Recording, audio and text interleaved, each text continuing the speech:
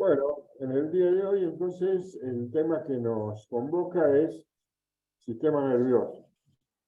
El tema, yo le llamo tema mamut enorme, porque nuestro trabajo precisamente está orientado a la mayoría de las patologías que hay alteraciones en el sistema nervioso, ya sea en el sistema nervioso central o sistema nervioso periférico, que vamos a ir desglosando con el transcurso de la clase. Todas nuestras funciones, y hablo de funciones, funcional, una persona que no tiene funciones, obviamente no tiene sistema nervioso. Todas las funciones, sean estas funciones de tipo motoras, sensitivas, sensoriales, emocionales, absolutamente todo lo que a nosotros nos permite relacionarnos con todos los demás, con el mundo externo, conmigo mismo, nuestro sentido de la vida, lo da el sistema nervioso. Sí, claro que son importantes todos los sistemas, porque si el sistema cardiovascular no funciona, obviamente tampoco puedo vivir. Lo que sí es cierto, si se lesiona cualquiera de los otros sistemas, yo puedo seguir disfrutando de la vida. Mientras que si se lesiona el sistema nervioso, sí, voy a tener impedimentos. Impedimentos, vuelvo a repetir, impedimentos físicos, impedimentos psíquicos, emocionales, sociales, etc.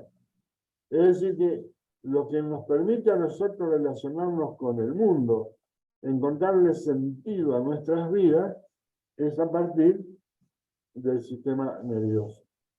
Por eso es fundamental tener conocimiento del mismo, desde el recién nacido hasta los últimos años de la vida, nuestra relación, nuestro comportamiento, nuestra conducta, nuestra relación va a ser gracias al sistema nervioso.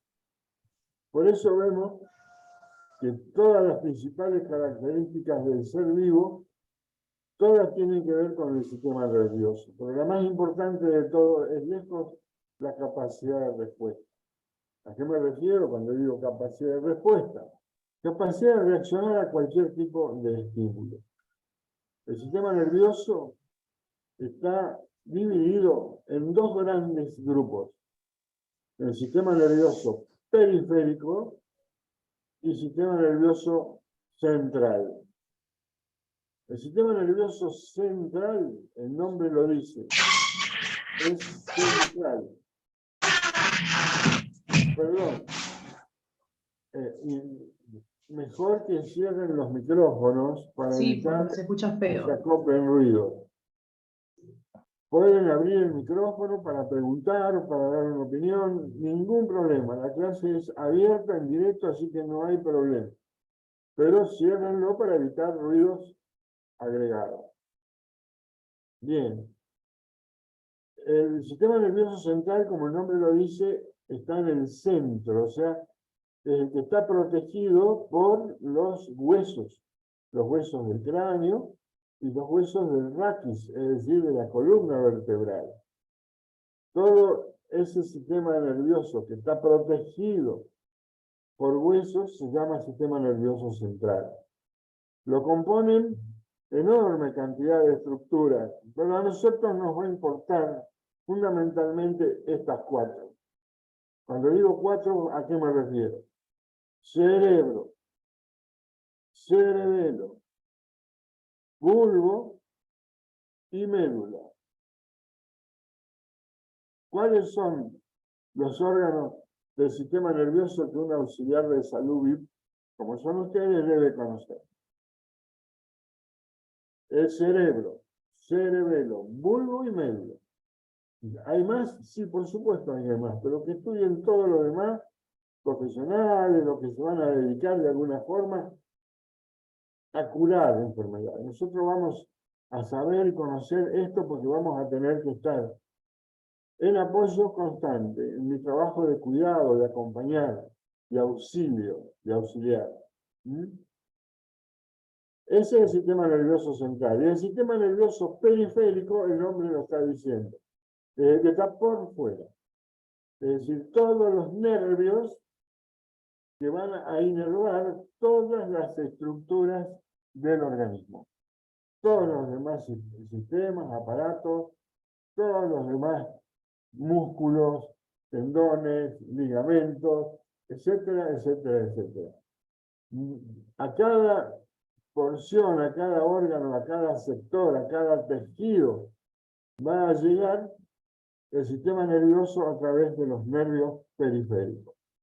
Esos nervios periféricos, ya vamos a ver cómo se dividen, pero la primera división, vamos a decir una vez más, son sistema nervioso central, formado por cerebro, cerebelo, bulbo y médula, y sistema nervioso periférico, formado por todos los nervios del organismo. Vamos a repetir algunos conceptos, para así quedan bien fijos. ¿Cuál es la función del sistema nervioso? Toda, absolutamente toda. Todo lo controla el sistema nervioso.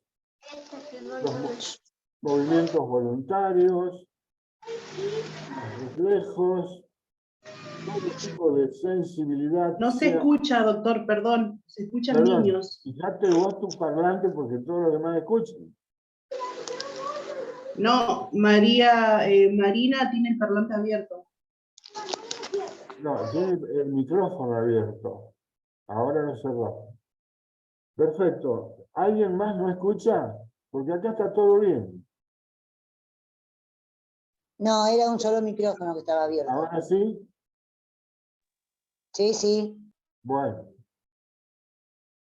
Todos los movimientos voluntarios o reflejos, todo tipo de sensibilidad, sea consciente o inconsciente, todos los procesos psíquicos, psicológicos, están producidos y determinados por el sistema nervioso. Esto es clave, por eso digo que es tan importante conocer a fondo, o por lo menos lo que es realmente necesario. No quiero decir con esto que cualquier otro sistema cardiovascular, respiratorio, digestivo, no sea importante. Tiene la misma importancia. Lo que pasa es que no vamos a pensar con el estómago, no vamos a emocionarnos con el corazón. ¿Dónde pasa todo eso? Por el sistema nervioso. Por eso es la importancia de tener el conocimiento básico de lo que significa el sistema nervioso. Porque más allá de las funciones que estuvimos mencionando, funciones sensoriales, motoras, de integración, también intervienen en procesos claves que son la memoria, el lenguaje, la escritura y todas las emociones, absolutamente todas. De todas las ciencias que han evolucionado en los últimos años en todo el mundo, no es casualidad que haya sido las neurociencias las que más han despegado, lejos. A tal punto que hoy, gracias al desarrollo de las neurociencias, se ha podido arribar al tratamiento, inclusive cura de muchas enfermedades totalmente incurables. Y bueno, todavía hay mucho por aprender, mucho que seguir estudiando, porque todavía hoy el estudio micrométrico, milimétrico, nanométrico del cerebro, todavía hoy nos sigue dando sorpresas de lo que es capaz de realizar nuestro sistema nervioso. Vamos a repetir nuevamente cuáles son los órganos que yo me tengo que acordar y que seguramente van a estar en el parcialito. ¿Cuáles son los órganos que integran el sistema nervioso central? Cerebro, cerebelo, bulbo y médula. ¿Hay más órganos? Sí. No me interesa en este momento, me interesan estos. ¿Y qué elementos, aparte de esto, me debería acordar del sistema nervioso? Y hay un líquido que se llama líquido cefalorraquídeo, que es el encargado de envolver a todo el sistema nervioso. Todo lo que está pintado de celeste es el líquido cefalorraquídeo. Es un líquido que se encuentra únicamente en el cerebro, en todo el sistema nervioso central. Y ese líquido justamente aísla al sistema nervioso del resto del organismo. Tal es así que ese líquido se encarga de filtrar lo que no tiene que entrar. Hay enorme cantidad de tóxicos, medicamentos, sustancias que no permite el líquido cefalorraquídeo que ingrese. No puede frenar otras. Algunas drogas, no puede frenar la nicotina, no puede frenar algunos gases, lamentablemente, pero hay enorme cantidad de sustancias tóxicas que gracias al líquido cefalorraquídeo no permite que ingresen al sistema nervioso central. Y a modo de información, tenemos que saber también que hay membranas que protegen al sistema nervioso central. ¿Cuáles son las membranas estas? Son las llamadas las meninges. ¿No tengo que acordar de las membranas meninges? Y sí, porque por ahí vas a tener un síndrome meningio, atender a un niño, una persona mayor, que tiene un síndrome meningio, y por lo menos saber qué son las meninges, como saber qué es el líquido cefalorraquídeo. ¿Y cuáles son las meninges? Son tres membranas. Una muy finita, que está pegada íntimamente a la superficie del cerebro, que se llama pía madre. Pía madre.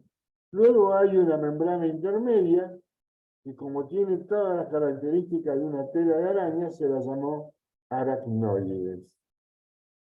Y otra membrana más poderosa, muy fuerte, que está pegada al hueso, y que divide y separa al hueso de toda la masa encefálica, que se llama dura madre. No exijo que se acuerden más nada del sistema nervioso central. Sistema nervioso central, repito, última vez. Cerebro, cerebelo, bulbo, médula. Este sistema nervioso está bañado por un líquido que se llama líquido cefalorraquídeo, que lo protege, lo cuida, lo limpia al sistema nervioso y lo aísla de tóxicos, de gases tóxicos, de medicamentos tóxicos, etc. Y a su vez está protegido por tres membranas que son pía madre, que está pegada al sistema nervioso, la aracnoides, que es intermedia, y la dura madre, que está pegada al hueso. Bien, aquí tenemos el cerebro visto, cortado en forma transversal. ¿Y qué es lo que yo puedo observar ahí? Estoy observando un cerebro normal, que está a mi izquierda de la pantalla, y un cerebro que está con una hipertensión endocraniana. ¿Qué quiere decir una cosa y la otra? El cerebro normal, lo vemos, no hay ningún cambio. Miramos al otro cerebro y vamos a ver que hay una presión de adentro, que es porque aumenta la presión del líquido cefalorraquídeo. Ese aumento de la presión del líquido cefalorraquídeo se llama hipertensión endocraniana. Endo quiere decir adentro, craneana, cráneo. ¿Y por qué es importante que yo me acuerde de esto? Si soy un auxiliar en salud, y porque pregunto, porque hay muchos cuadros que producen hipertensión endocraniana y la manifestación son síntomas de discapacidad, dificultades en la marcha, en el sensorio, dificultades en el desarrollo, y todo provocado por el aumento de la presión dentro del cráneo. Entonces, tengo que conocer esto porque lo voy a poder ver en muchas enfermedades que necesitan de tratamientos prolongadísimos, de tratamientos rehabilitatorios muy prolongados, en algunos casos tratamientos quirúrgicos, pero tengo que conocerlo. porque hay muchas probabilidades de solucionar problemas de hidrocefalia. ¿Qué es la hidrocefalia? Es el aumento del líquido adentro del cráneo, aumento de la presión del líquido cefalorraquídeo. Yo más de esto no voy a querer que sepan, porque para eso están los especialistas. Pero, si a mí me dicen que una persona tiene hipertensión endocraniana, no me tengo que confundir con la hipertensión arterial, que es la hipertensión del sistema cardiovascular. Esta es otra presión que se encuentra aumentada dentro del cráneo. Y lo bueno de esto es que hay tratamientos para esta situación que podemos resolver en personas, en niños y aún en adultos mayores. Para dar un ejemplo de que todo el mundo lo ha sentido nombrar alguna vez, a un colega médico, Bilardo, fue director técnico de la selección campeona del mundo del 86. Él sufrió un cuadro de hipertensión endocraniana.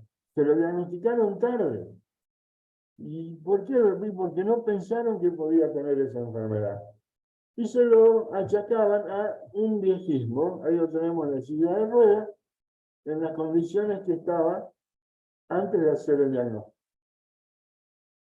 Este pacientito presentaba inestabilidad, es decir, no podía caminar, impedimentos intelectuales, es decir, una demencia, y a su vez presentaba incontinencia urinaria y fecal. Bueno, hecho el diagnóstico, se vio que este cuadro era provocado por un aumento de la presión del líquido cefalorraquídeo.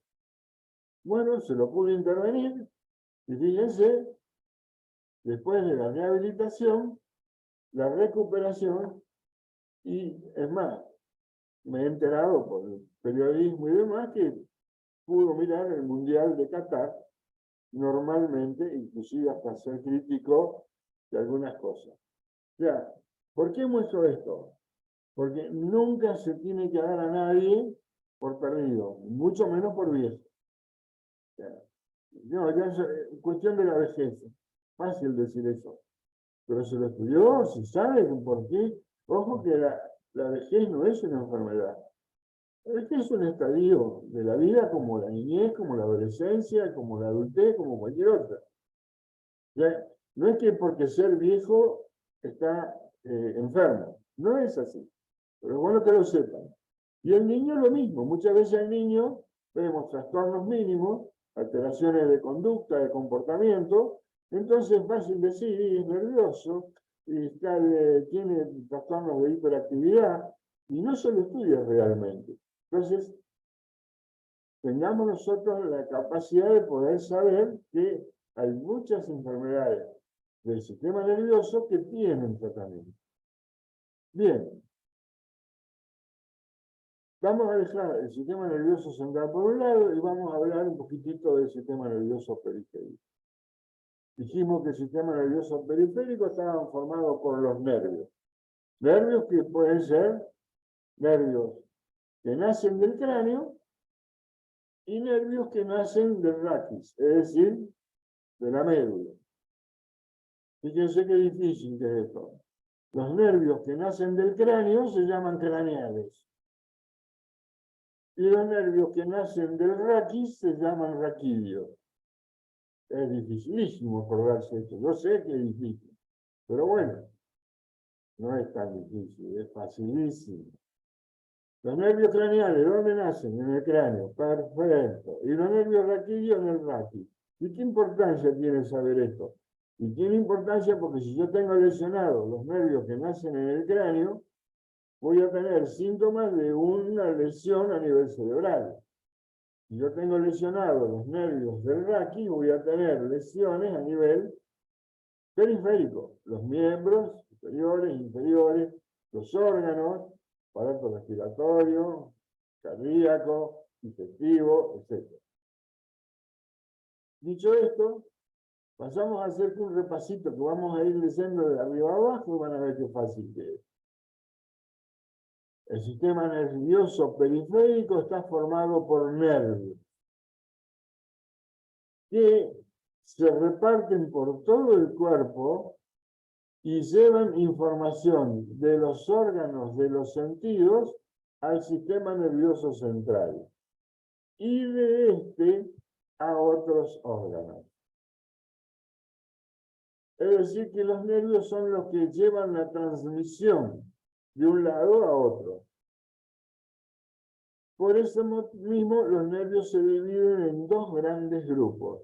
Los nervios sensitivos, que son los que llevan la información de los órganos de los sentidos al sistema nervioso central.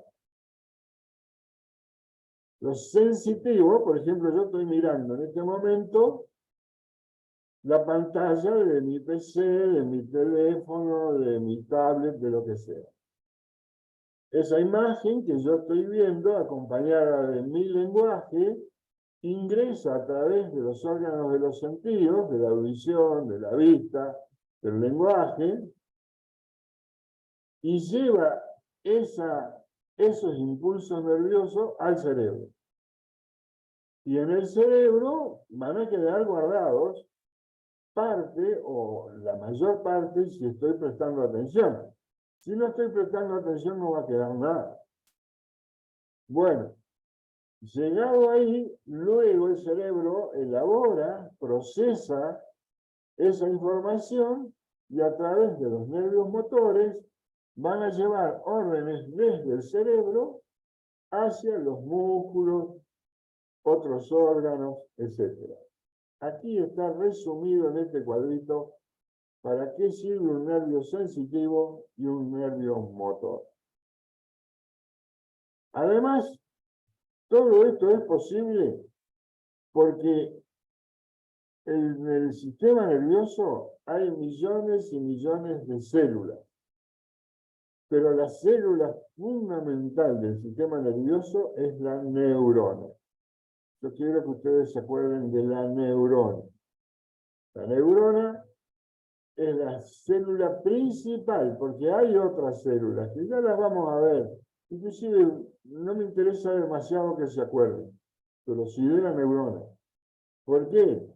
Porque la neurona es la unidad funcional fundamental del cerebro, que tiene la capacidad de excitarse, es decir, recibir un estímulo, sea sensitivo, de cualquier, un traumatismo, una mala noticia.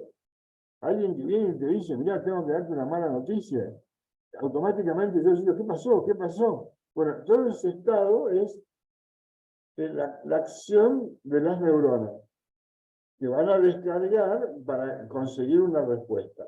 Entonces, eso va a ser gracias a la neurona, el poder de excitabilidad y luego la conducción del impulso nervioso. Resumiendo, pregunta, ¿cuál es la función principal de la neurona? Y las principales propiedades son la excitabilidad y la conducción. Muy bien. Sabido esto, lo damos por sabido, vamos a ver. ¿Cómo se estructura una neurona? Totalmente fácil. La neurona tiene tres partes. La primera parte se llaman dendritas. Las dendritas, ustedes ven, son arborizaciones, son como ramilletes que se distribuyen en todo el organismo. En la punta de los dedos que tengo, dendritas. En la retina que tengo, dendritas. En las membranas del tímpano y en todo el aparato auditivo que tengo, dendritas. En el olfato, recuerden el COVID, que producía falta de olfato, justamente porque el que toma el olfato son dendritas. El gusto en la lengua, también dendritas. Todo lo que va a tomar el sentido son dendritas. Quiere decir que tenemos dendritas en todas las partes del organismo, en todos los órganos, en todos los músculos, por todos lados hay dendritas. Y van a estar las dendritas sueltas, una cada uno, no. Todas esas dendritas van a ir hacia un cuerpo que es el cuerpo de la neurona, que es la parte fundamental de la célula, porque ahí se reúnen todos los estímulos sensitivos que llegan a la neurona. Y después tiene una prolongación que se llama axón. Doctor, ¿Sí? esto quiere decir que, por ejemplo, las personas que tuvieron COVID, que ahora siguen con, por ejemplo, les sigue faltando el olfato o algo de eso, el gusto, quiere decir que quedaron deterioradas estas dendritas. Muy bien, correcto. Es tal cual lo que vos decís. Es decir, el virus ha afectado a la recepción, a los receptores de las dendritas, específicamente en este caso, por el COVID-19, del olfato y del gusto. También afectó a otras dendritas del organismo, pero fundamentalmente eran las del olfato y del gusto, porque el paciente lo primero que relataba era la pérdida del sentido del olfato. Entonces, bueno, ya nos hacía pensar porque nos daba un signo de que podía ser el COVID. Después, obviamente, el diagnóstico venía a través de distintos análisis y demás. Inclusive hoy, gente post-COVID, todavía le han quedado secuelas, y las secuelas son las dificultades, alteraciones en el olfato y en el gusto. También alteraciones en algunos músculos del organismo, en los bronquios. Bueno, ya es un tema más largo. Pero muy bien la deducción, correcto. Y el axón, que es única, ustedes ven que no está todo arborizado como la dendrita, es un solo eje, es el que va a llevar el impulso nervioso y va a terminar en una porción extrema, distal, y ven cómo termina el axón como si fuera una dendrita. A propósito, ¿por qué termina así? Porque sirve para conectarse con las dendritas de otra neurona, y de esa forma ir transmitiendo el impulso nervioso. Entonces, repetimos esto. ¿Cómo está estructurada la neurona?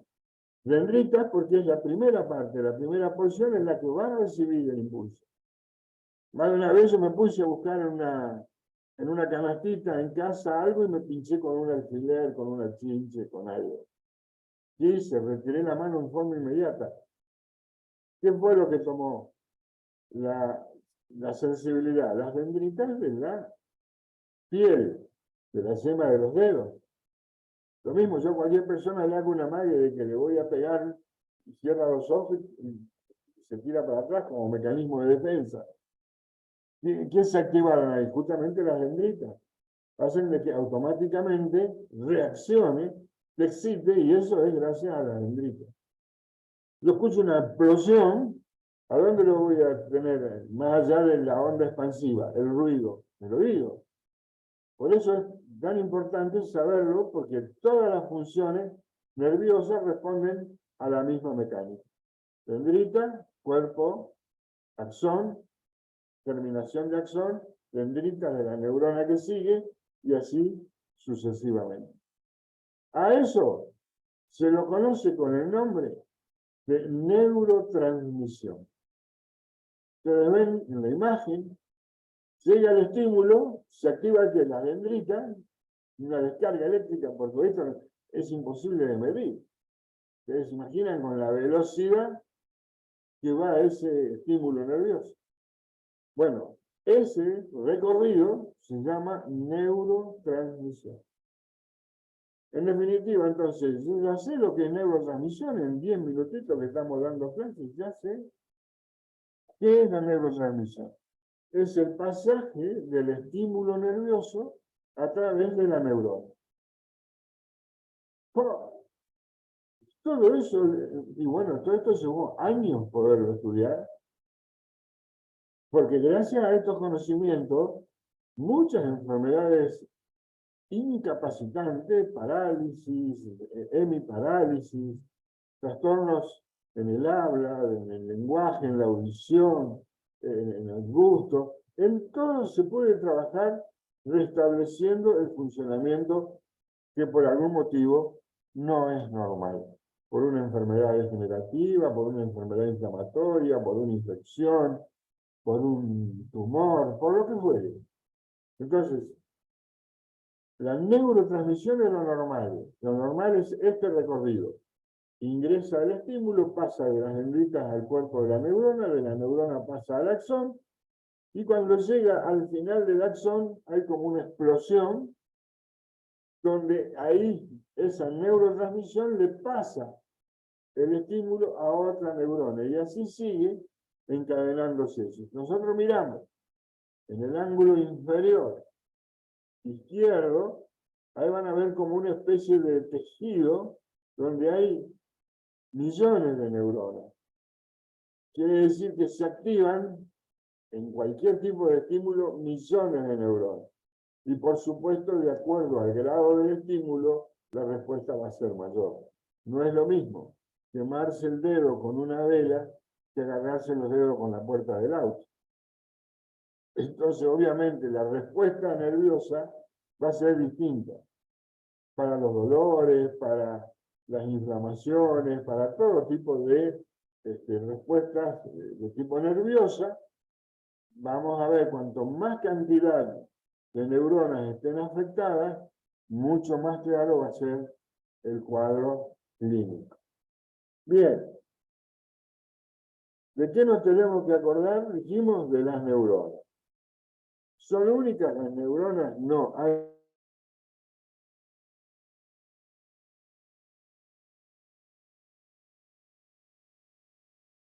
específica de las que estuvimos hablando son las neuronas. Las otras células cuidan a la neurona. Fíjense, la cuidan, la acomodan, la sostienen, evitan que se desplace, la limpian, toda la excreción se la sacan las otras células. Es decir, que todas las demás células llamadas células gliales sirven para cuidar a la neurona. Entonces, son fundamentales. Y sí, porque si estas células gliales no me cuidan a la neurona se muere, o no se muere, se debilita, no funciona bien y tengo enorme cantidad de enfermedades. Te voy a decir una sola enfermedad, una sola nomás, pero enorme cantidad de enfermedades, pero le voy a decir una sola porque ustedes la han escuchado nombrar un millón de veces. La enfermedad de Alzheimer. ¿Qué tiene que ver la enfermedad de Alzheimer con esto? Justamente, las neuronas se van muriendo de a poco. ¿Pero por qué se mueren las neuronas? Porque las que se mueren antes son las células de la glía. Entonces las neuronas se quedan sin cuidado, sin protección. Y como es una enfermedad progresiva, crónica, invasora, la enfermedad no tiene tratamiento. Es decir, no tiene cura. No responde a ninguna clase de tratamiento. No está dicha la última palabra. Siempre hay una posibilidad más. Obviamente, está en estudio, ya es mucho lo que se sabe hoy, pero eso lo vamos a ver en otra clase de neuroplastía y neurogénesis, donde nos vamos a enterar de cosas que son realmente importantes. Sobre todo si hago acompañante terapéutico, si hago enfermería, si hago estimulación temprana. Tengo que saberlo, si hago geriatría ni hablar. ¿Por qué? Porque hay muchas enfermedades que en mis 40 y pico de años de médico, y decíamos no hay nada que hacer, y hoy tenemos la posibilidad de una sobrevida espectacular de 10 años, de 15 años y más también. O sea que el panorama ha cambiado notablemente. Si ustedes se quieren acordar del nombre de las células de la glía, a mí no me molesta. Yo no se los voy a pedir. O sea, así que esto está en el apunte, si lo quieren saber y algún día quieren profundizar, o lo leen por algún lado, sepan cuál es la función de las células de la glía, o por lo menos sentirlas nombrar. Así que esto vamos a pasar de largo, y vamos a ver esto sí que es fundamental. Sinapsis. Esto es clave. Si ustedes hoy a la mañana, ¿saben lo que es neurotransmisión? ¿Saben lo que es sinapsis? ¿Saben lo que es un reflejo? ¿Y saben lo que es el sistema límbico? No digo mañana ganada, me he ganado. Me he ganado. ¿Por qué? Y porque lo que voy a tener que manejar en mi trabajo y voy a darme cuenta por qué pasa estas cosas. Porque quien no lo sabe, sabe que pasan, pero no sabe por qué. Y el saber por qué da más tranquilidad, más seguridad, tengo mucho más base de contención para mis pacientitos, estoy más tranquilo, ya no estoy trabajando sobre lo incierto, entonces cambia totalmente la posición. Bien, sinapsis. Esta palabra es clave. ¿Y qué significa la sinapsis? Es el pasaje del estímulo nervioso de una célula a otra, es decir, de una neurona a otra. Y acá está lo bueno de esto. Si nosotros entendemos esto, hasta vamos a entender farmacología. Así que si hay algún auxiliar de farmacia, preste atención porque todos los medicamentos actúan bajo este principio. El principio de la transmisión. Para que haya una transmisión tiene que haber alguien que emite, quien manda la comunicación, quien manda el estímulo y tiene que haber alguien que lo reciba. ¿Está claro? Si a mí me vienen a traer una encomienda a mi casa y golpean la puerta y tocan el timbre y no lo atiendo, ¿qué hace el que me trae la encomienda? Se va. Entonces no hay función, no se logró el objetivo. Acá pasa lo mismo. Si el pasaje de la transmisión no es recibido, es decir, no hay receptores, no se cumple con el pasaje. Entonces ahí tenemos la primera causa de muchas enfermedades, que porque se bloquea este pasaje, aparece la enfermedad. La enfermedad de Parkinson, por ejemplo, muy claro, es clásico, el neurotransmisor, el que lleva el pasaje, no es recibido por los receptores. Entonces, ¿cuál es el concepto? El axón de una célula se va a comunicar con las dendritas de la célula que viene. En ese espacio hay una hendidura, es decir, no está unida una célula a la otra. Hay un espacio, una hendidura que se llama hendidura sináptica o espacio intersináptico, o como quieran llamarlo, pero hay un espacio. Aquí tenemos la terminación del axón, que viene con la neurotransmisión, que hace el pasaje a la dendrita de la neurona que sigue, gracias a que hay receptores, es decir, que van a recibir el mensaje. Lo bueno es acordarse de que hay un espacio, es clave. Si yo me acuerdo que hay un espacio, no están pegadas. Entonces, esto es una noticia espectacular. ¿Por qué? Porque si yo corto un cable de la luz, ¿qué pasa? Me quedo sin luz. Y si yo corto un nervio, ¿qué pasa? Y al principio no voy a tener función y después veo que con el tiempo de a poquito va recuperando la función. ¿Qué quiere decir? ¿Se unió el cable? No. No, simplemente gracias a esto, a que hay millones de neuronas, van a querer seguir el recorrido de esa neurotransmisión activando nuevas sinapsis, nuevas uniones. Por eso, cuando antes se creía que los nervios eran como cables de luz, era muy equivocado ese concepto. Hoy cambió totalmente. Hay una hendidura, lo que permite que la cantidad de neuronas, millones y millones, puedan ser activadas aún no habiendo sido activadas nunca. Durante la vida, con ejercicio, entrenamiento, rehabilitación, fisioterapia, kinesioterapia, todo el trabajo que yo puedo hacer en un paciente para recuperarlo, no depende del tiempo. Inclusive en algunos casos la rehabilitación es permanente. Es permanente. Hay grados de discapacidad eh, tan graves que justamente la rehabilitación no es para recuperar lo perdido, sino para evitar que se siga perdiendo más todavía las pocas funciones que el paciente tiene. Esto es muy bueno saberlo porque nos refuerza nuestro interés. Y por ahí muchas personas que dicen, no, si fue 2 años de rehabilitación, no, estaba siempre igual. ¿Para qué va a seguir? Bueno, eso estaba siempre igual, es una brillante noticia, porque si no hubiera hecho rehabilitación estaría peor.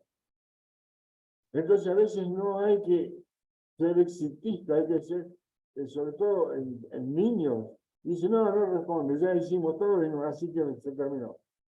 Bueno, gracias a que se siguió y se insistió, el cuadro no es más grave. Por eso, si yo tengo el concepto, lo voy a poder pelear. Si no lo tengo, probablemente me entregue antes. Seguro. Bien, ¿qué es la sinapsis? A ver, ahí le van a preguntar en la calle, en el barrio, algunos, che, vos que estás estudiando eso, a ver, decime qué es una sinapsis.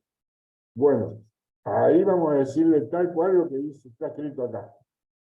Vamos a leerlo una sola vez nada más, porque después ustedes lo van a leer tranquilitos en su casa varias veces, van a ver que está clarito, clarito. ¿Qué es la sinapsis? Es un sitio de comunicación entre dos neuronas.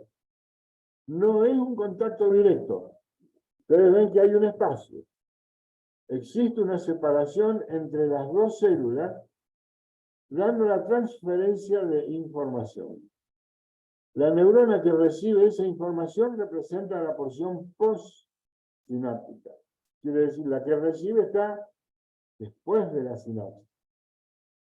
La parte distal del axón, que es por donde viene el estímulo nervioso, muestra un engrosamiento en forma de botón en cuyo interior encontramos pequeñas vesículas que contienen moléculas de neurotransmisores. Acá es clave esto. Porque no lo preguntaron porque no lo sabían, pero ahora lo saben. Viene el impulso nervioso. ¿Y qué pasa? ¿El impulso nervioso? No. Al llegar ese impulso nervioso rompe esas vesículas y deja ahí en ese espacio una sustancia que se llaman neurotransmisores. Neurotransmisores. Son moléculas. Son como si fuera un medicamento, igual. Y esas moléculas se van a unir con los receptores de la dendrita que sigue. Y gracias a eso, a ese pasaje, vamos a tener todas las funciones nerviosas que tenemos. Millones hay de neurotransmisores. Hoy no los conocemos. Algunos neurotransmisores no tenemos ni idea ni de que existen.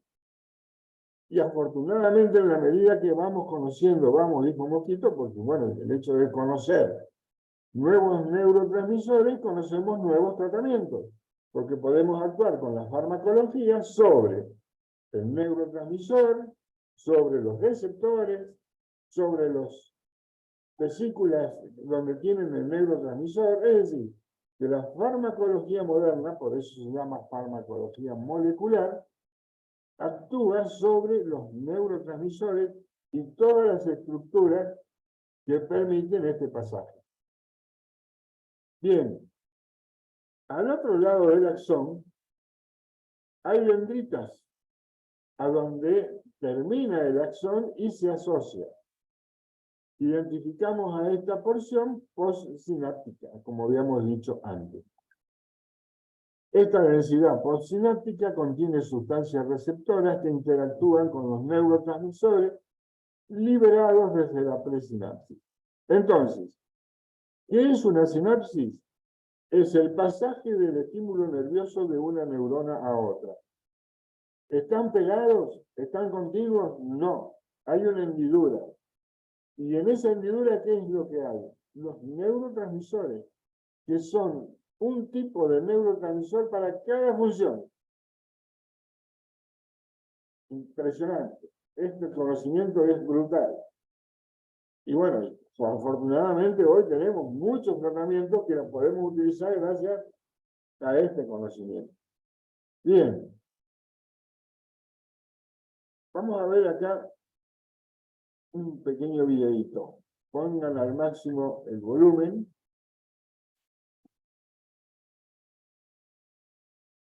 cuerpo, nuestras sensaciones, nuestras emociones, nuestra personalidad y nuestra percepción, todo está determinado en gran medida por un inmenso laboratorio en nuestro cerebro. Las distintas zonas del cerebro presentan distintas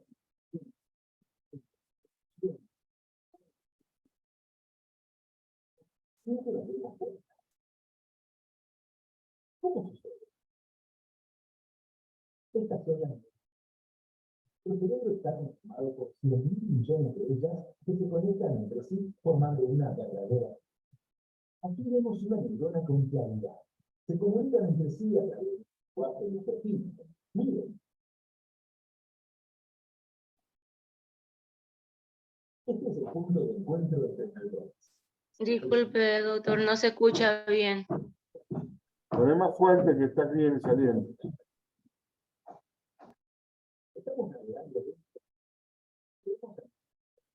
son neurotransmisores que pronto serán lanzados fuera de la mente.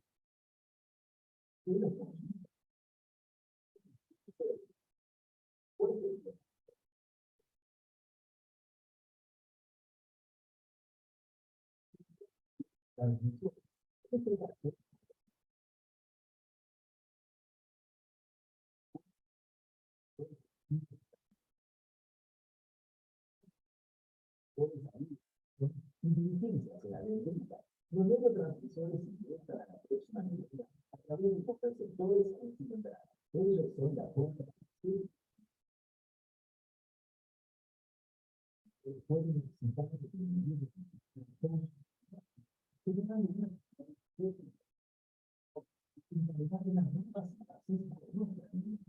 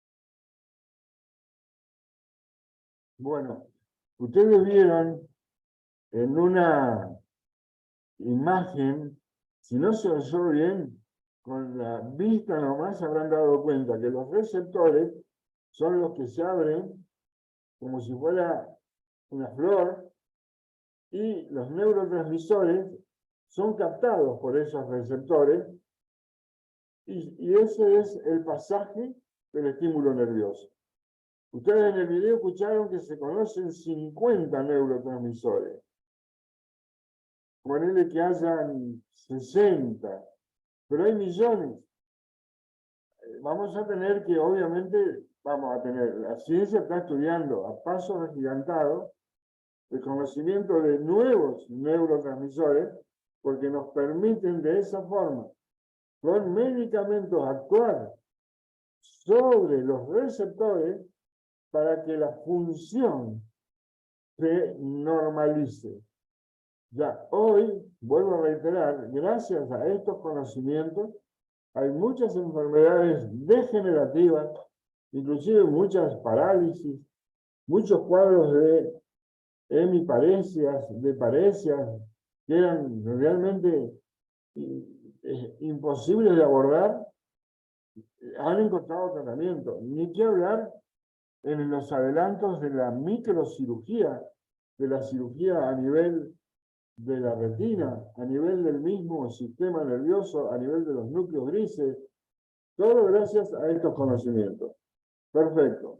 Entonces, el concepto de sinapsis, una vez más, lo vemos acá en esta imagen, es el pasaje del impulso nervioso a través de la neurona y que el axón de la neurona va a descargar los neurotransmisores hacia los receptores de una nueva neurona.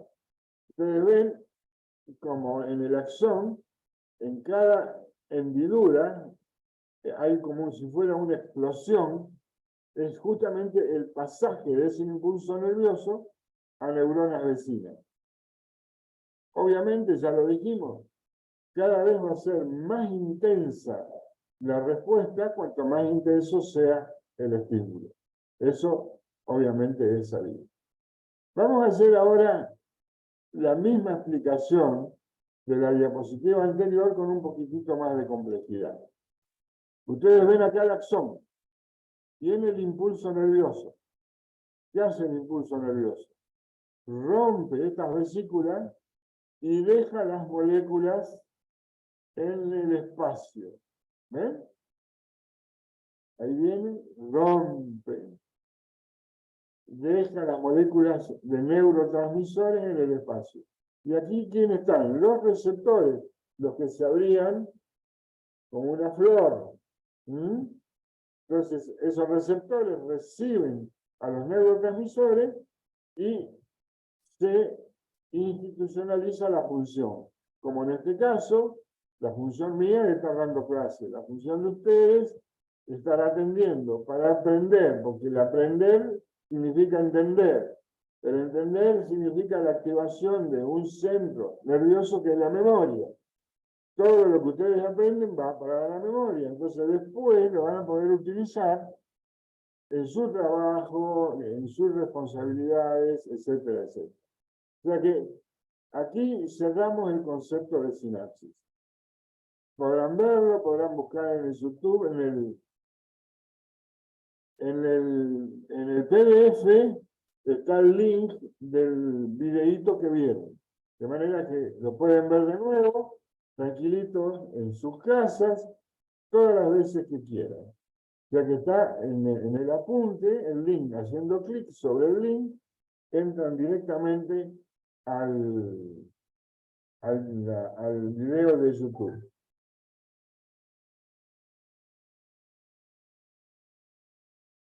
Bueno, esto es un poquito de perogrullo. Yo digo perogrullo cuando es de relleno. Esto no me aporta demasiado. Sí sabemos que en el sistema nervioso se identifican dos tipos de sustancias, la sustancia gris y la sustancia blanca. Esto es fácil de explicar. ¿Por qué? Porque en la sustancia gris se encuentran todos los núcleos, es decir, todos los cuerpos neuronales. Todos los cuerpos de las neuronas van a formar los núcleos grises. Por lo tanto, van a formar la sustancia gris. Y toda la sustancia blanca, que es mayoría, porque es la que está más distribuida en todo el sistema nervioso, son todas las fibras que van a formar los nervios. Esas fibras van a formar la sustancia blanca. Es por donde van todas las neurotransmisiones. En este momento que yo estoy explicando, estoy moviendo los brazos, estoy hablando, me estoy escuchando. Me gusta escuchar lo que hablo para no equivocarme, porque hay mucha terminología. En fin, todo eso estoy activando millones y millones de circuitos neuronales, que están todos trabajando a la vez. Muy bien. ¿Y por qué se diferencia una sustancia a la otra? Porque en la sustancia blanca existe una grasa, cuerpos lipídicos, que son grasas, llamada mielina. Esa mielina son cuerpos grasos que protegen a las fibras nerviosas. Tal es así que hay una enfermedad que fue tremenda en la década del 50, 60, algunos años de la 60, que fue la poliomielitis. Bueno, la poliomielitis, me falta acordar, es una enfermedad, desgraciadamente todavía no se puede declarar como la viruela, que no hay más viruela en el mundo. Bueno, la poliomielitis no debería haber más. Sin embargo, hay gente que todavía no se vacuna. Entonces, hasta tanto no haya la vacunación generalizada como hubo con la viruela, va a seguir habiendo poliomielitis. O sea que es un error todos estos grupos antivacunas que se ponen a opinar sin saber nada, realmente creando teorías conspirativas de que la vacuna va a provocar esto, lo otro.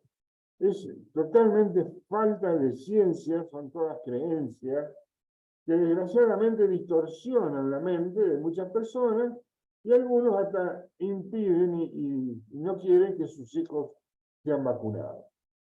Bueno, corren el riesgo de enfermarse, como por ejemplo de poliomielitis, de tos convulsa, de varicela, de rubiola, de escarlatina, de tétanos, de tuberculosis, de cualquier enfermedad que se puede prevenir mediante las vacunas.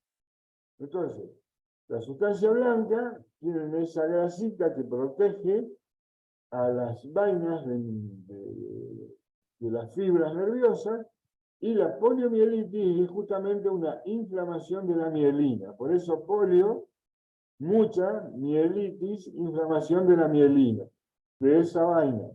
Y bueno, esa es la causa principal de la poliomielitis. Y así otras enfermedades degenerativas, como la esclerosis lateral amiotrófica, el famoso ELA, que murió Fontana Rosa, que padece el senador Esteban Bullrich. Bueno, la esclerosis en placa, son todas enfermedades del sistema nervioso periférico que en otros momentos pacientes ya hubieran fallecido, hoy tienen una sobrevida más importante. No tiene cura, pero la sobrevida es posible con mejor calidad. Y a eso se le agrega hoy lo que es el ChatGPT, que es la inteligencia artificial, al cual hay logros espectaculares a partir de la inteligencia normal de cada persona y a través de plataformas que son circuitos de informática, pueden expresar a través del audio de la computadora la voz de la persona que no puede hablar. Por ejemplo, oír lo que no puede oír. Imágenes que él puede crear con la vista y hacer la imagen de lo que se está queriendo dibujar, lo que está queriendo escribir. Es realmente espectacular el mundo que se viene por delante con todo esto. Pero no nos vamos como es, a saturar, vamos a ir por partes, despacito. Bien, sabemos que entonces que hay nervios motores, que son los que tienen la tarea motora. ¿Cuál es? La acción, la movilización. Si yo corro, ¿qué voy a tener? En funcionamiento todos los nervios motores. Si yo me gesticulo, los nervios motores. Y los nervios sensitivos son los que van a tomar, ¿qué? Las sensaciones, la sensibilidad, los órganos de los sentidos, todo lo que sea sensibilidad, son los nervios sensitivos. Y los mixtos son los que están formados por componentes motores y componentes sensitivos. Acá miramos en esta imagen, se ve claramente lo que es un reflejo. Y es otra palabra que yo quiero que ustedes se acuerden. Reflejos. Porque los vamos a necesitar en muchos cursos. Sobre todo en estimulación temprana, porque el niño está madurando su sistema nervioso y entonces van apareciendo y desapareciendo reflejos. No porque yo se los vaya a hacer, para eso está el pediatra. Pero si yo hago estimulación temprana y sé más o menos cuáles son los reflejos que tengo que ver, luego se toman solos, solitos nomás, con un pellizconcito, con un golpecito.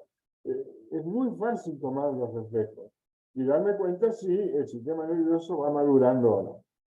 Entonces, ¿qué es el reflejo? El reflejo es una capacidad de respuesta inmediata a cualquier estímulo. A cualquier estímulo. En este caso, nuestro amigo se está quemando con la luz con la llama de una vela. ¿Quién toma esa sensación? Las dendritas. Esas dendritas llevan en la vía sensitiva hasta llegar a unirse con una neurona motora. Toman la dendrita, pasan por el cuerpo neuronal, siguen por el axón y llegan a través del axón a comunicarse con la dendrita de la neurona que sigue.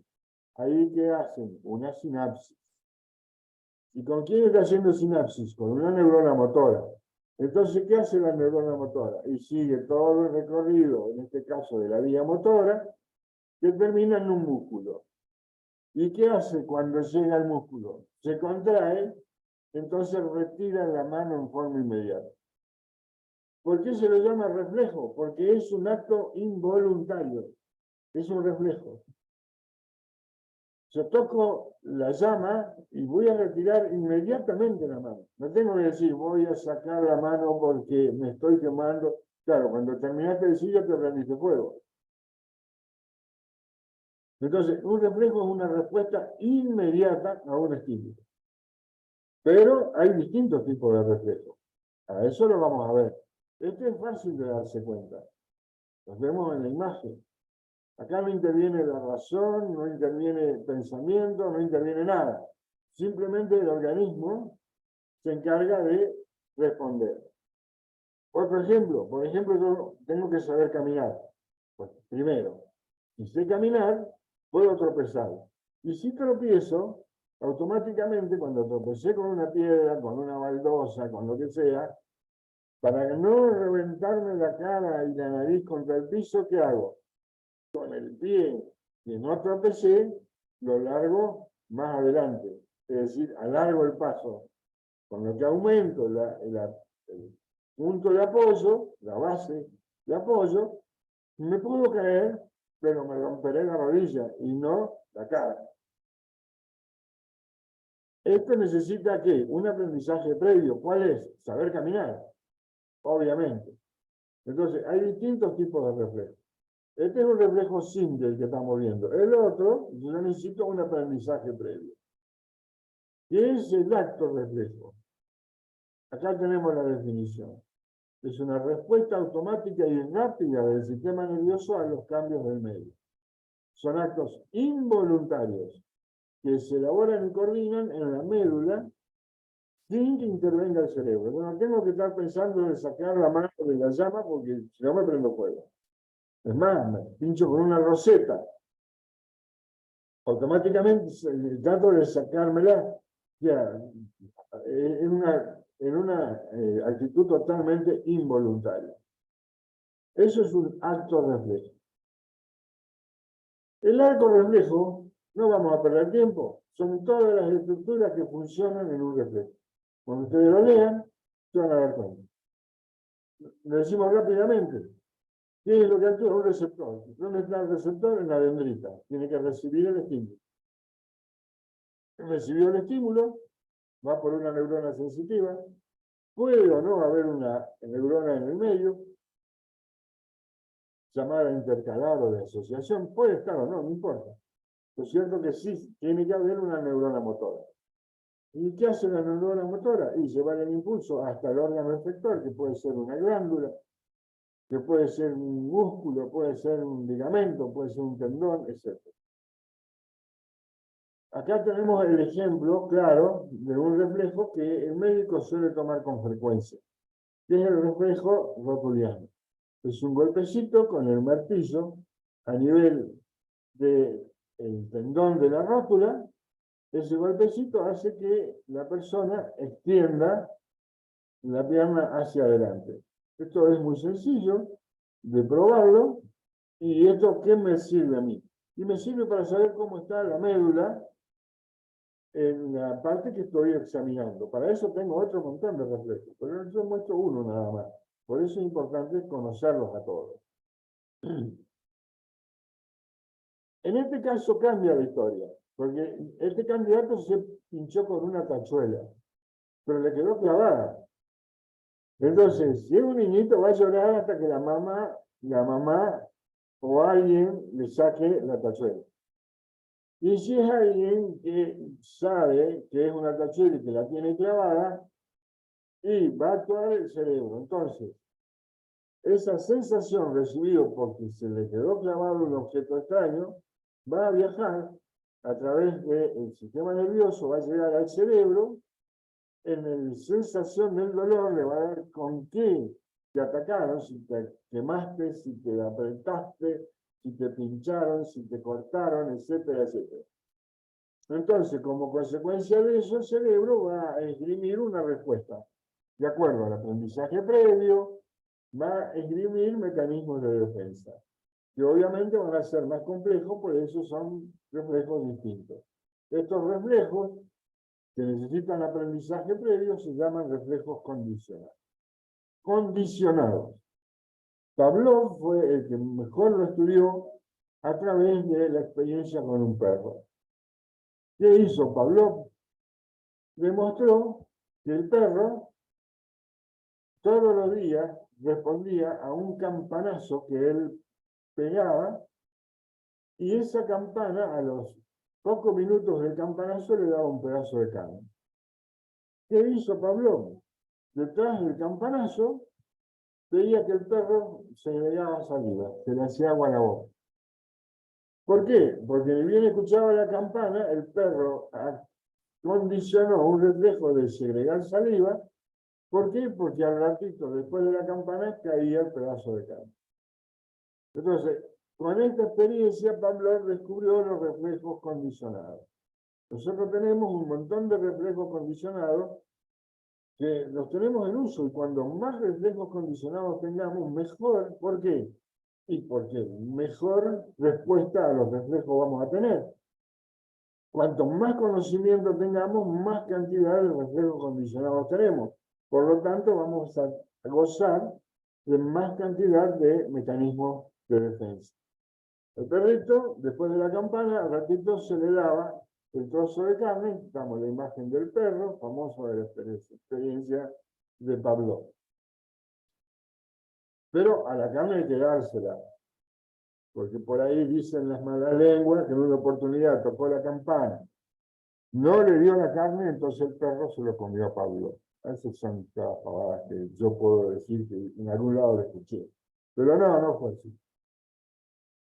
Anosmia. ¿Qué es la anosmia? Es la alteración del sentido del olfato. Hipogeusia es disminución del sentido del gusto. Neuralgia es cuando hay dolor en los nervios periféricos. Hay nombres que son característicos que nos determinan por el término la patología del paciente. ¿Qué es un microictus? Es cuando en determinado momento se produce un infarto, un pequeño infarto. ¿Por qué muestro esto? Bueno, porque esto era frecuente verlo en el COVID. Ya pasó el COVID, pero nos dejó muchas enseñanzas. Los microinfartos a nivel cerebral provocados por esos microictus. Los microinfartos vistos en el pulmón dejaban microtrombosis con también un grado de deterioro pulmonar importante. Que eso, la terminología, es bueno que la sepan, eso con el tiempo se van a ir entrenando y van a poderlo manejar mejor. Muy bien. Vamos a dejar de lado el sistema nervioso central, vamos a dejar de lado el sistema nervioso periférico, y dentro del sistema nervioso periférico vamos a ver que existe un sistema nervioso autónomo. ¿Qué quiere decir? Un sistema nervioso que funciona solo, no necesita del sistema nervioso central. Esto lo vamos a ver en pacientes que sufren muerte cerebral. ¿Qué quiere decir? Pacientes por enfermedad, por traumatismo, el caso de Sergio Denis, el caso de este rockero Cerruti, que han tenido muerte cerebral, que han vivido un tiempo, inclusive un tiempo impredecible, pero sin ningún tipo de vida de relación. Es decir, han tenido vida vegetal, vida vegetativa. ¿Por qué? Porque funciona el sistema nervioso autónomo.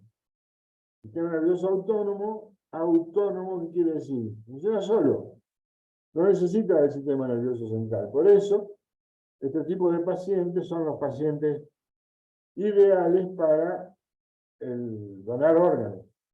Son pacientes que nunca más van a tener una vuelta a la vida normal, mientras que sus órganos seguirán funcionando, hasta que en determinado momento también van a morir. ¿Por qué? Porque no tienen los sustentos, las características, las 9 características esenciales para la vida, y empiezan a fallar: la homeostasis, la inestabilidad, la inmovilidad, falta de movimiento, obviamente, en la organización celular, etcétera, etcétera. Ustedes ya saben todas las 9 características de la vida. Las cuestiones adaptativas, al no tener función cerebral, obviamente no podemos pedir que tenga. No tiene homeostasis, los mecanismos de homeostasis dejan de funcionar.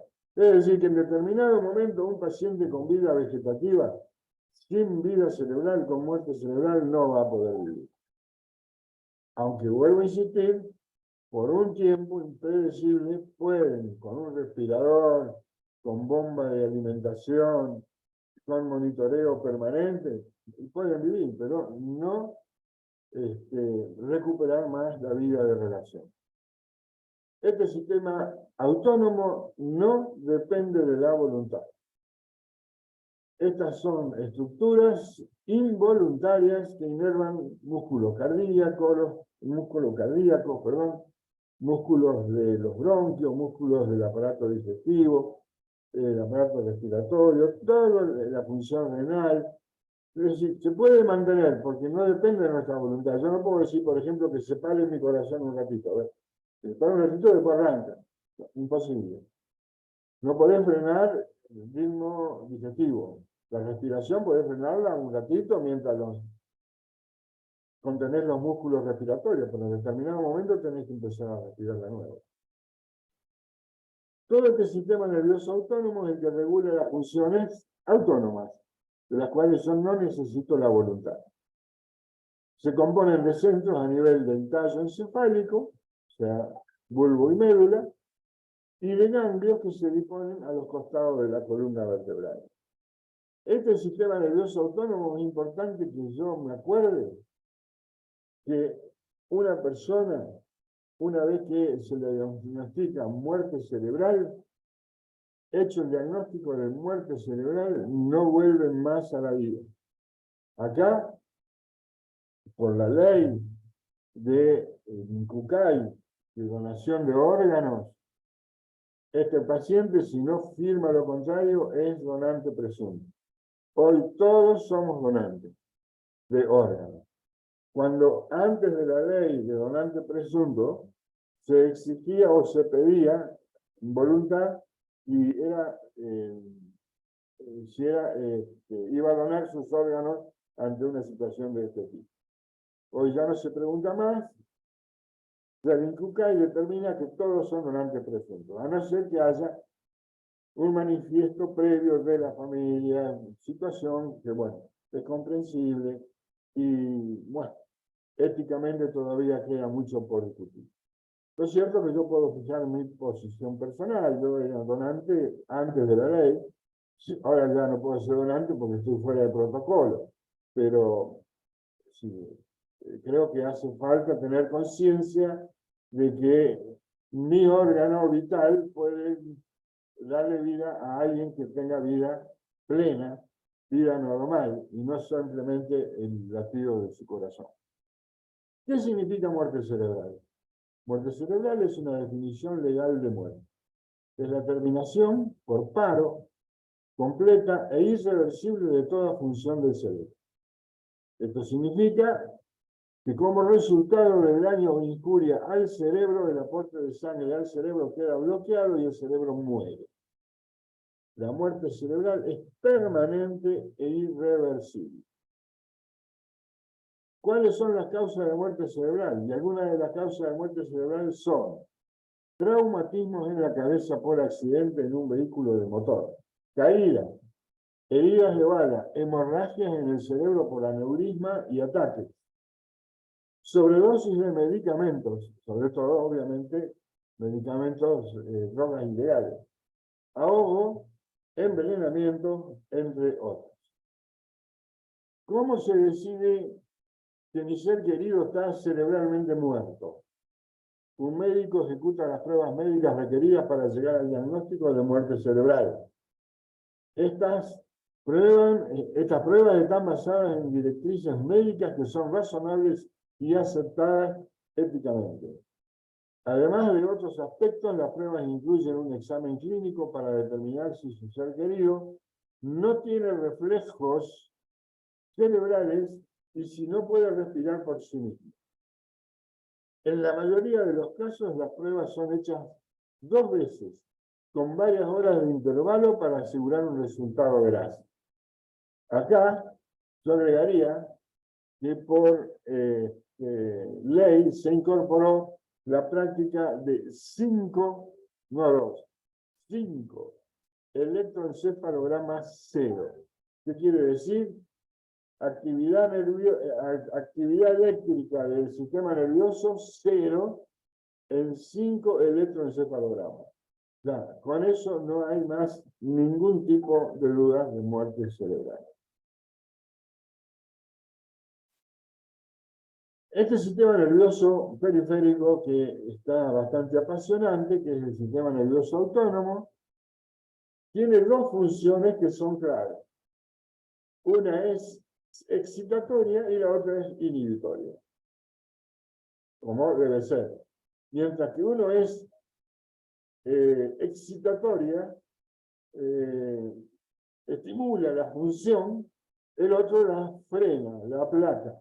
Digamos que actúan en forma equilibrada. Acuérdense que el equilibrio es homeostasis. El sistema nervioso simpático y el parasimpático tienen que actuar en homeostasis, es decir, en equilibrio. El sistema nervioso simpático está en la médula torácica y lumbar, a los costados, hay ganglios. Por fuera de los cuerpos vertebrales hay cadenas ganglionales que van después a dar ramas nerviosas, nervios, que van a ir a parar a todos los órganos del organismo. ¿Y cuál es el sentido práctico de este sistema nervioso simpático? Un mecanismo de defensa, es decir, que va a preparar a todo el organismo, en forma general, para la urgencia. Para un portazo repentino, algún sujeto que te pegue un susto. El organismo, gracias a este sistema nervioso, se pone en defensa. En defensa inmediata. Por eso se produce una descarga de adrenalina. Por eso también se lo llama sistema nervioso adrenérgico.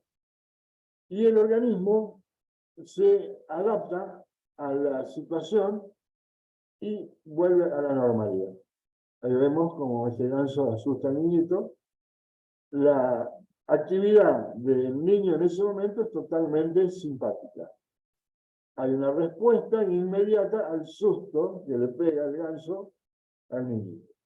Esa es una respuesta simpática. ¿Qué pasa en la respuesta simpática? El susto es el ideal para explicarlo. Las pupilas se dilatan, se pone la piel de gallina, el corazón late más rápido, se contraen los vasos periféricos, aumenta la presión arterial. Por eso, misma razón, no es nada raro escuchar y se murió de un susto, se emocionó y se murió, le agarró un infarto. Es verdad, cuando a veces el susto, la noticia, la buena, la mala, lo que fue, el estímulo es tan grande que el corazón no se adapta y se produce un paro cardíaco. O sea que no es nada raro escuchar, le dijeron tal cosa y padeció de un susto. Bien. Y el sistema, bueno, acá tenemos otro ejemplo del sistema simpático, ¿no? Como le pegaron un susto a este niñito. Aumentan la respiración, el cuerpo entero entra en alerta, el niñito tiene el llanto como mecanismo de defensa. Obviamente que él no dice, me voy a poner a llorar, quizás un grande no llore, pero sí empieza a temblar, a tratar de alejarse del peligro y bueno, y que le sucedan todas las otras funciones. Y el parasimpático es el que viene a poner las cosas en orden.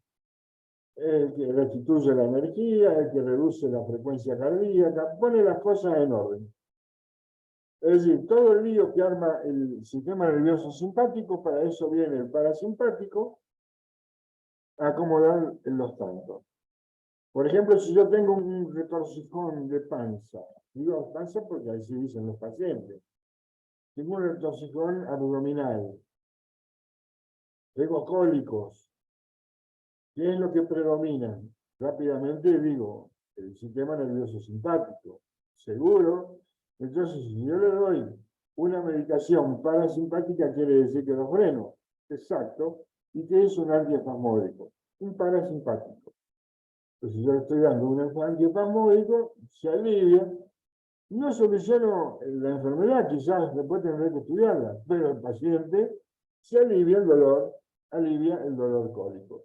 Que si es por una indigestión, bienvenido sea, porque inmediatamente a pocos minutos, horas de la medicación, el paciente siente alivio. Aquí tenemos las respuestas de un paciente en plena actividad simpática y luego tenemos otro, el parasimpático, que viene a poner las cosas en calma. Todo un periodo de relajación, de adaptación, de tranquilidad. Perfecto. En los minutos que quedan, vamos a ver sistema límbico. Y con esto terminamos. Pero vamos a tratar de verlo bien. Bien, porque nosotros somos lo que somos gracias al sistema límbico. En el sistema límbico es donde funciona la inteligencia emocional. Es decir, que están todas nuestras emociones. Es decir, que en el sistema límbico está el chip, el ADN, el ácido desoxirribonucleico de nuestra personalidad. Quiere decir que nosotros somos lo que somos gracias al sistema límbico. Y afortunadamente, les doy una muy buena noticia, no hay en la faz de la Tierra una persona igual a otra. Por suerte, todos somos distintos. Imaginen qué aburrido sería que haya personas iguales. No. Vamos a tener distintas respuestas a los colores, a los olores, a los afectos, a las emociones, a los pensamientos, a la imaginación, a la creatividad, al talento, etcétera, etcétera, etcétera. Todos somos distintos. Que lo que sí podemos potenciar nuestras actitudes, podemos, podemos modelar nuestra personalidad, lo que no la vamos a poder cambiar jamás. Este sistema límbico se encuentra en una serie de núcleos grises en la base del cerebro. Vamos a ver un videito cortito, ponga al fondo el audio.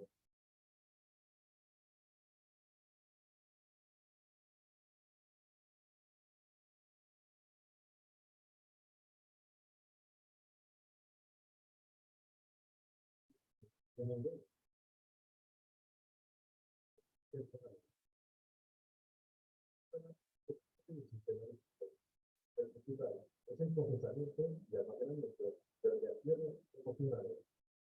¿Qué relación tiene la amígdala con las emociones? Es la responsable de que podamos escapar de situaciones de riesgo. La amígdala parece tener relación con el manejo de nuestras emociones, así como otros procesos psicológicos básicos, como la aprendizaje y la memoria. La amígdala es como un interruptor que comunica los sentimientos que nos arrebatan la razón en los momentos de tensión. El secuestro por la amígdala es un término estudiado por el psicólogo Daniel Goleman, autor investigado en el campo de la inteligencia emocional. A una expresión emocional de situaciones emocionales actuales, no estamos hablando de un trastorno psicológico, sino de un episodio de alta popularidad que debe ayudar a la capacidad de la persona para pensar con claridad,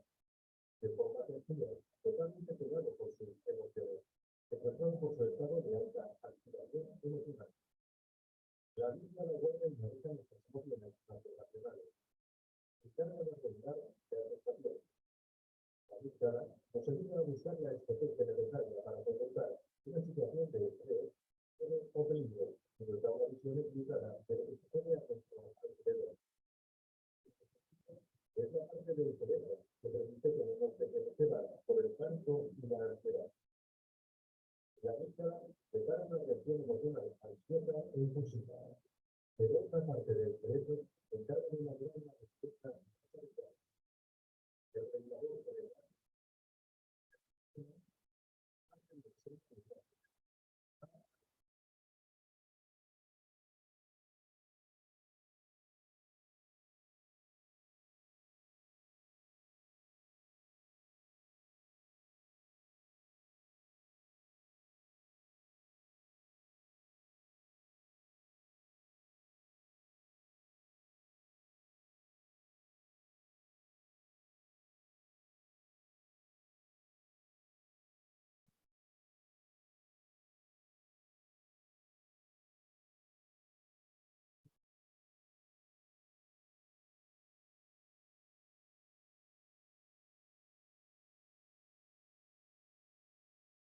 Bueno, acá el video es muy cortito, pero es muy concreto. Acá tenemos que pensar que nuestra vida, toda nuestra vida, es emocional. Y si en alguna vez se pensó que la inteligencia era cortical, o que la inteligencia era el saber mucho, ahí sí que le damos feo. Inteligencia es la capacidad de pensar y razonar de una persona. Y hay personas que tienen una capacidad de pensar y razonar espectacular, pero son infelices. ¿Cómo es la historia? Sí, su inteligencia no le permite o no le sirve de nada para ser una persona feliz. ¿Y por qué? Y porque no es la inteligencia lo que domina sus emociones. Sus emociones se dominan solas. En tal caso, la utilización de la inteligencia, el poder pensar, el poder razonar, nos puede dar más facilidad en buscar la felicidad. Estoy de acuerdo. Pero muchas veces nos juega en contra. A veces el exceso de pensamiento, el exceso de razonamiento, nos estructura respuestas distintas a las que queremos. Muchas veces se nos ha ocurrido no tolerar a una persona y pensar durante días que cuando yo reviente le voy a cantar todo lo que yo siento. Entonces a mi jefe, a mi marido, a mi pareja, a mi vecino, le voy a decir todo lo que pienso de él, que es un HDP, que es un feliz cornudo, que es un desgraciado, que es un maldito negrero, de todo. Y lo pienso, y lo pienso, y lo pienso.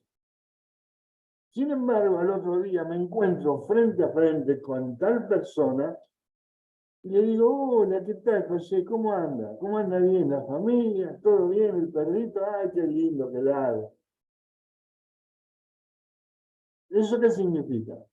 Que mi actitud, mi respuesta siempre va a ser emocional, independientemente de mi pensamiento y de mi razonamiento. Entonces, ojo, que Daniel Goleman en su libro Inteligencia Emocional, que ahí lo mencionan en el video, ha traducido realmente lo que somos en nuestra vida.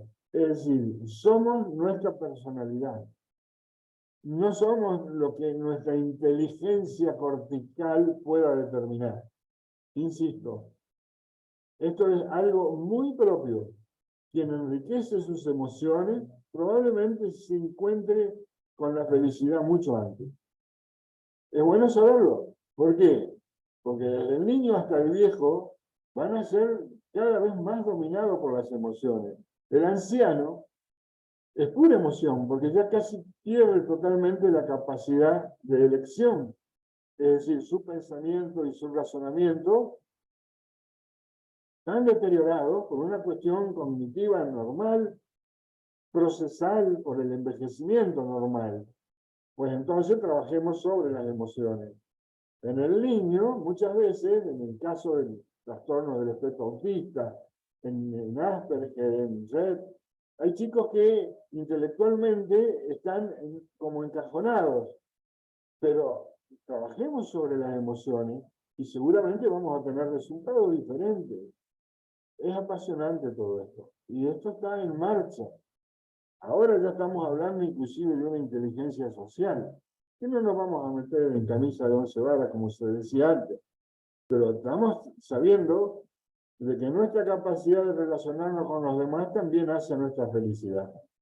La persona que se aísla y no acepta los cambios sociales, el inadaptado, que no es capaz de adaptarse a los cambios sociales, al que todo le parece mal, al que todo lo ve mal, al que todo le echa la culpa al otro, que toda la responsabilidad de todo lo que a mí me pasa es culpa del otro, que me roban, que me miran, que todo cuestión de mi personalidad. Por eso es importante trabajar sobre uno mismo. Pero para esto ya vamos a tener más vuelo en otras clases. Sistema límbico, entonces, es la parte del cerebro compuesta por estructuras que participan en el procesamiento de las emociones. Estas se encuentran en el interior del cerebro. La función es controlar aspectos relacionados con la preservación de uno mismo y supervivencia de la especie. Quiere decir mi capacidad adaptativa. Si yo no me adapto, seguramente no voy a poder vivir. Por ejemplo, respuestas emocionales, motivación, nivel de activación e incluso algunos tipos de memoria, que tienen mucho que ver mi estado emocional con mi memoria general. ¿Por qué? Porque el centro de la memoria está vecino, está pegado a todo el sistema límbico, de manera que mi estado emocional es fundamental para el funcionamiento de mi memoria. Acá tengo claramente la imagen. ¿A dónde se encuentra el sistema límbico? Acá, en el centro del cerebro.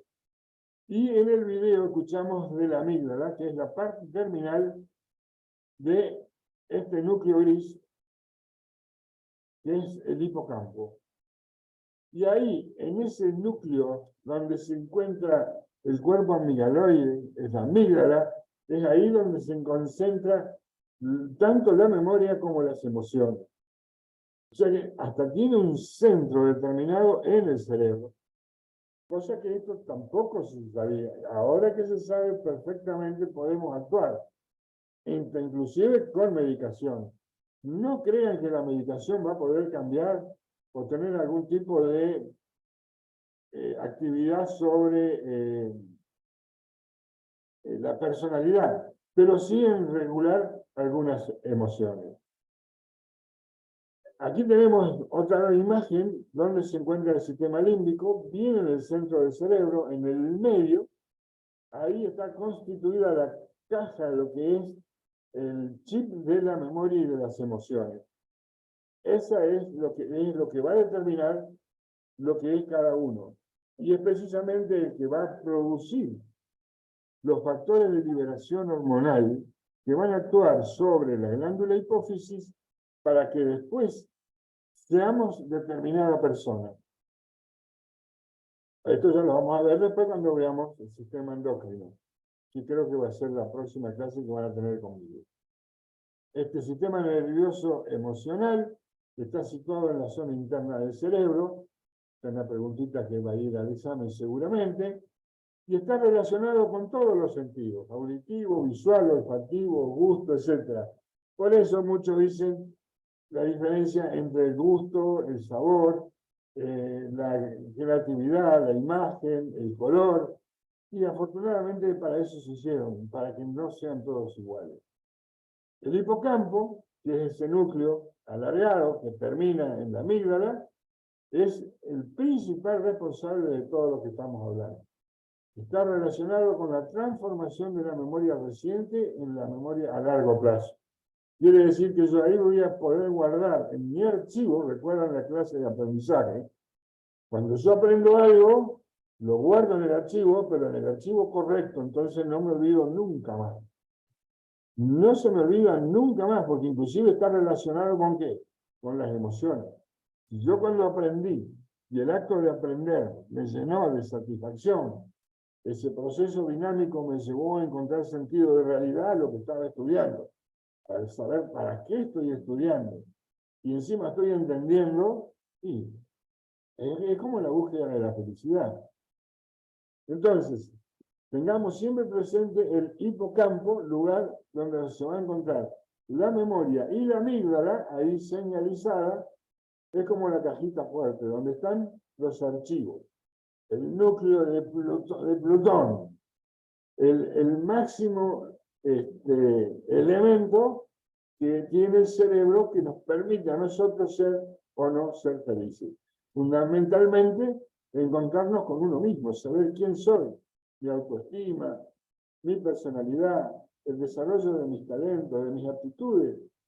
Hay muchas personas que despiertan en determinado momento. ¿Qué pasó? ¿Antes eran sonsos? No eran sonsos. Tenían sus emociones bloqueadas. ¿Y por qué no? Justamente lo que tratamos de enseñar, de aprender, de buscar en un niño, en un paciente enfermo, en un depresivo, en un ansioso, etc. Luego, por encima del hipocampo, está el tálamo, que son la estación por donde pasan todas las vías de conducción sensitiva. Todo pasa por ese filtro. De manera que el tálamo e hipotálamo son los encargados de decir, ay, qué lindo olor, qué lindo color, esta persona me cae bien, esta persona me cae mal. Toda la selectividad de todo lo que yo estoy rodeado, me gusta, no me gusta, está ahí en ese filtro tálamo, hipotálamo. ¿Algo más? Ya dijimos, no podemos seguir.